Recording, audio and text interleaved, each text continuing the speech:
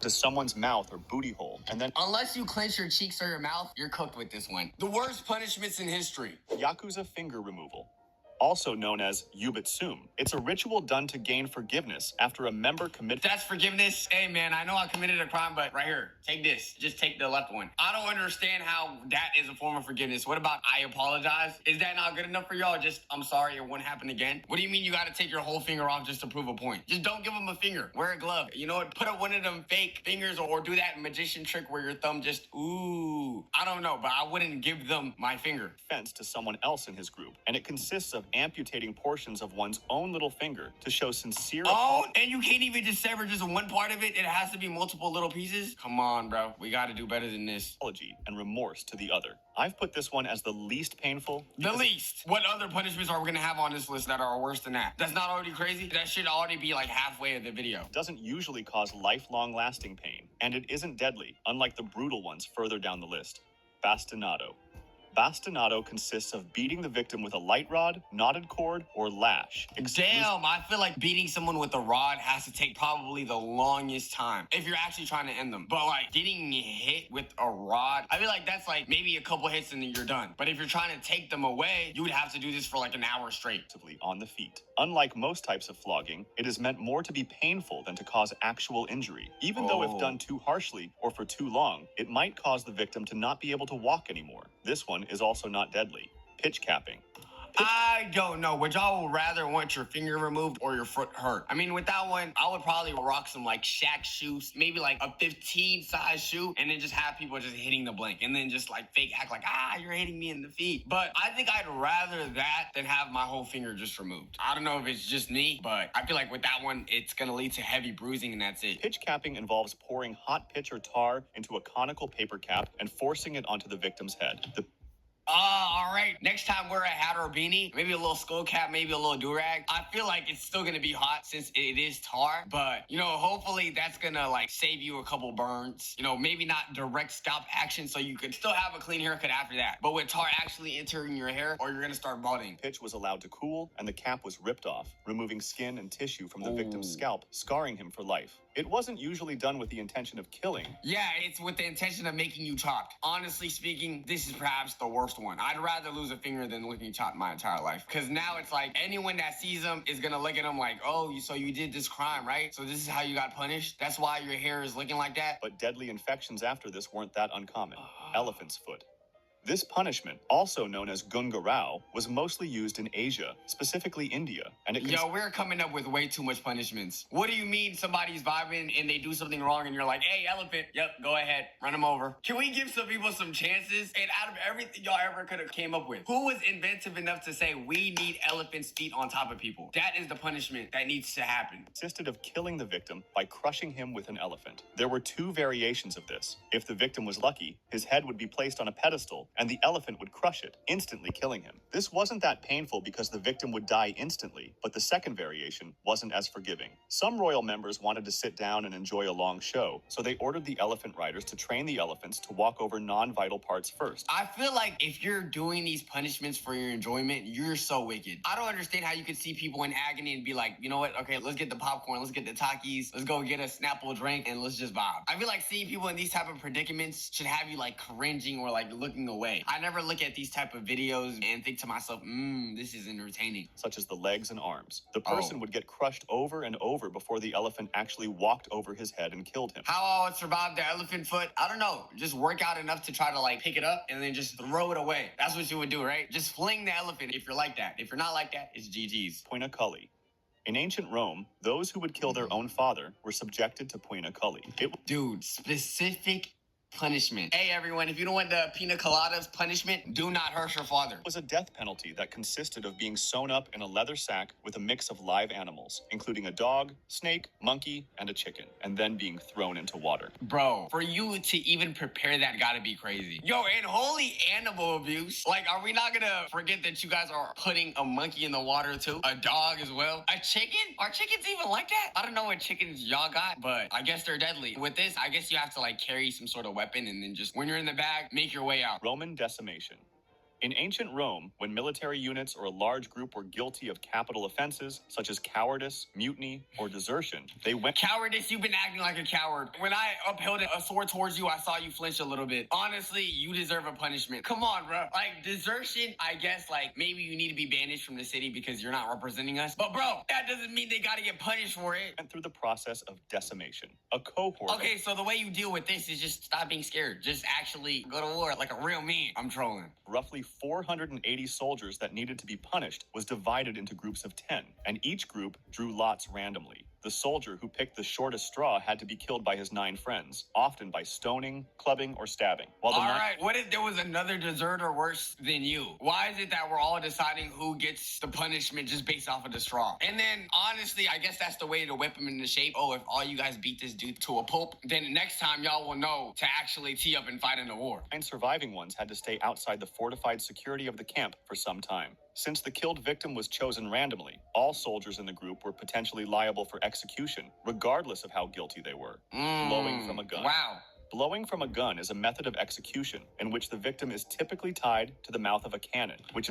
Dude, so y'all are spawn trapping him. At least give him some leeway. Give him like 3 feet from the cannon. That is like direct impact right there. With everything, I feel like you could somewhat survive this. No, you're gone. Unless you have like a metal chest plate in the back, which I highly doubt is going to do anything at that close of a combat. But wow. Was then fired, resulting in instant death. A description of what happens was given by an English soldier in the 19th century, and he said that the victim's head goes straight up into the air for about 40 or 50 feet. The arms fly off right and left, high up in the air, and fall at around 100 yards distance, while the legs drop to the ground beneath the muzzle of the gun. It's this low on the list because the victim probably doesn't feel a thing, as his death is instant. Basil II's blind. I don't care if I don't feel a thing. My head being 50 feet in the air, I don't think that's the way I want to go out. Like, imagine people remembering you and be like, yo, that's Salah right there. Y'all see his big ass head? He's gone forever. And then your head just plops down, and I feel like that's a goofy way to go out. Journey. Byzantine Emperor Basil II reportedly captured 15,000 Bulgarians during the Battle of Kleiden, so he decided to use them as a message to their homeland. He divided the prisoners into groups of 100, and then he had 99 out of every 100 blinded, with the. Oh, I thought he was ending 99 people. Blinded? Oh, nah, bruh. Honestly, I'd probably just go to war until the end instead of go out like this. Can you imagine how lucky the 100th person is? 100th man being blinded in only one eye. So that. Oh.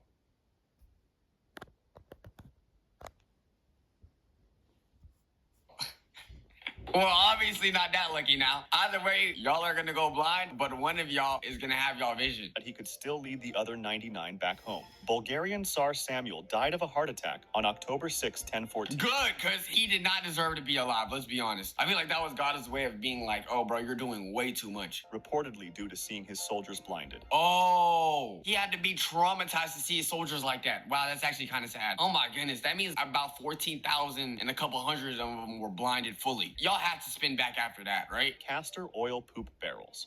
Making someone drink a lot of castor oil caused stomach pain and made them so sick that they could no longer hold their poop together. They would then put the person in a big human-sized barrel. Oh, no! Y'all got them suffocating in their own feces? GG's. I don't think there's any surviving this one. Don't eat for the day, I guess? And remove them when the person confessed. This could even go as far as leaving the person to drown in their own body fluids inside the barrel if he didn't cooperate. I feel like that got to be the worst way to go out. Like, imagine being the victim's family and then you have to see your family member just covered in a heaping pile of dookie. I don't even know if they would want to see him at that point. They'll probably just put the barrel down on the ground and say, you know what? That's where his coffin lays. Who's going to visit you if you smell like that? Immurement.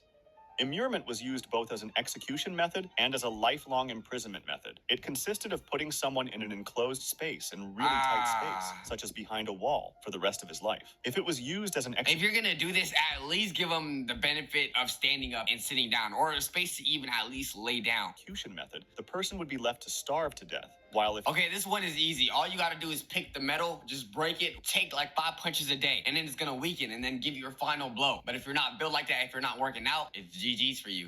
it was used as imprisonment, they would regularly give the victim food. Rack.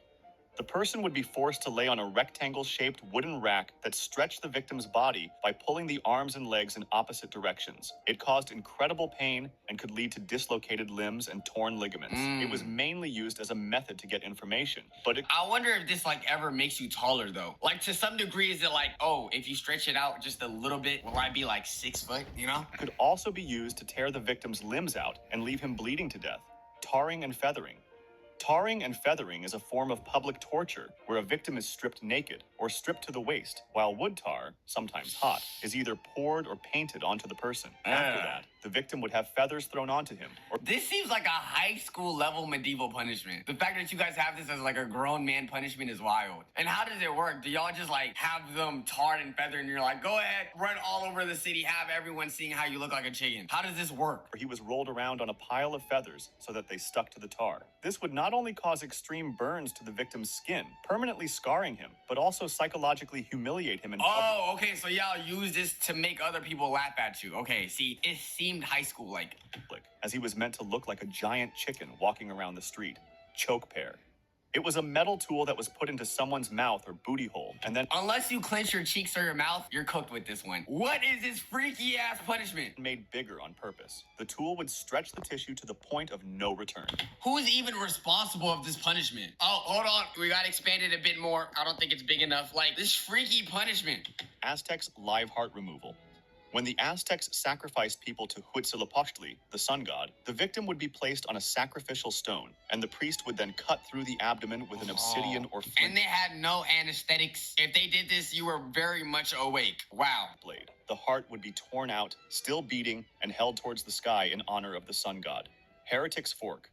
It's a collar with 2 sets of metal forks at each end. One set was placed under the chin and the other at the sternum, and the device was secured around the neck. This forced the victim to keep their head raised, leading to severe discomfort and sleep Okay, but if they keep it like that, what's gonna happen? Eventually, they're gonna want to go to sleep. Do they just keep it like that until their inevitable death? deprivation. The person would be asked questions or just be left there, while the fork slowly pierced through their neck and jaw, and this lasted until the victim could no longer I feel like when you're using this as a form of torture, it's the dumbest thing in the world because it neglects the fact that people can actually be innocent. Imagine if they are actually innocent and you're just not getting the answer you want. hold their head raised, causing the fork to pierce through. Rat's cup. Yeah, with that one, I feel like you just gotta let it go through. You just gotta stomach that pain. That's really what it is. A method attributed to the Roman Emperor Nero involved tying a cup filled with hungry rats to the victim's stomach and then applying heat to the bottom, forcing the rats to burrow through the victim's body to escape. In some parts of South America, they used a variation. It's crazy to think that rats could even be that strong. Like, I feel like everyone already looks at rats like a nuisance, but even being able to just go through a body, that's insane. I feel like there's some torture methods you can't survive at all. That's one of those methods you just can't. Even if you work out like crazy and you have the craziest abs and you try to flex in between, you're already cooked. You're about to be Rengoku from Demon Slayer. A hole will be dug through your stomach. Of this method, called the rectoscope, which consisted of inserting living rats into a victim's rectum through a tube, forcing them to make their way through the victim's body to get out. All right, some of y'all gotta be locked up for these punishments. A rat through the booty butt is crazy work, bro. I just feel bad for the person also in charge for these punishments. To get a grown man, put a tube through the butt, and then put a rat so it can go through is crazy. Even thinking about it is affecting me. I guess clench your cheeks next time. Catherine's wheel. An execution method where the victim's limbs were tied to a large wheel and then struck with a hammer or iron bar, breaking their bones in multiple places. The wheel was placed on display later on, often leaving the victim to starve. Boiling alive. The victim would be lowered into a large container with a boiling liquid, such as As simplistic as this punishment looks, this is what terrifies me the most. This right here. I would hate when I get into a shower and I accidentally adjust the shower to be extremely hot. Being put into this, you're cooked. Literally. oil, gradually and slowly. The first exposed parts would be the extremities, such as fingers and toes, which have lots of nerve endings and cause incredible pain. Then the skin, muscles, and fat softened and liquefied due to the heat, while internal organs and the flesh got boiled from the outside, How long does this even take? Slow and agonizing? No, bro. I feel like this should be quick. making this a slow and agonizing process. In another variation, which is thought to be even more painful and long, the victim would be lowered into a normal temperature liquid, which would be gradually heated until Oh, it started nah. boiling. Keel hauling. Nah. A normal temperature is wild. I don't think there is any normal temperature when it comes to that. Keel hauling was a severe maritime punishment where a sailor was tied to a rope and dragged underwater from one side of the ship to the other, passing under the ship's keel. If the person did not drown or get vital damage from the rusty and sharp wooden body of the ship itself, they would just do it again until the person was no longer alive. It was Wait, so you can't even just get lucky? Y'all can't even just spare someone because, you know, they're good?